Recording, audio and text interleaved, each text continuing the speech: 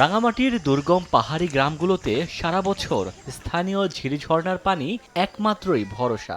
তবে শুষ্ক মৌসুমে দেখা দেয় সুপেয় পানির তীব্র সংকট।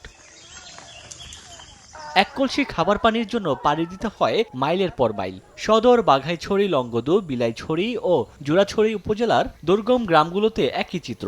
ঝিরিঝর্ণা শুকিয়ে যাওয়ায় বিপাকে পড়েছেন পাহাড়ের বাসিন্দারা। পানির চাহিদা মেটাতে ছড়ার বুকে গর্ত খুঁড়ে বিশেষ বাঁশের বেড়ায় মাটি আটকিয়ে জমানো হয় পানি। সেই জমা পানি একটু একটু করে সংগ্রহ করা হয়। কোথাও কোথাও এসব কুয়াও শুকিয়ে যাচ্ছে। বছরের প্রায় 6 মাস সুপেয় পানির জন্য সংগ্রাম করতে হয় দুর্গম অঞ্চলের বাসিন্দাদের। প্রতি বছর এরকম হয়। আমাদের এই পানি ময়লা পানি খাইলে আমাদের পেট ব্যথা করে। গোসল করার সুবিধা পাই না, তারপরে খাওয়ারও তো পানি নেই।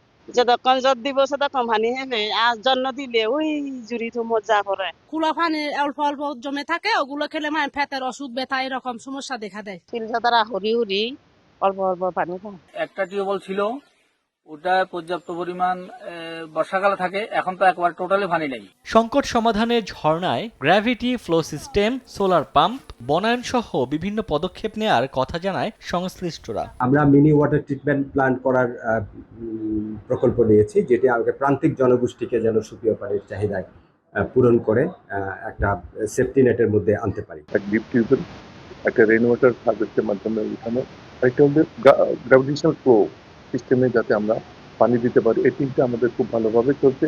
জনস্বাস্থ্য প্রকৌশল বিভাগের তথ্যমতে জেলায় 40% মানুষ সুপেয় পানি সরবরাহের আওতার বাইরে রয়েছেন। সময় সংবাদ, রাঙামাটি।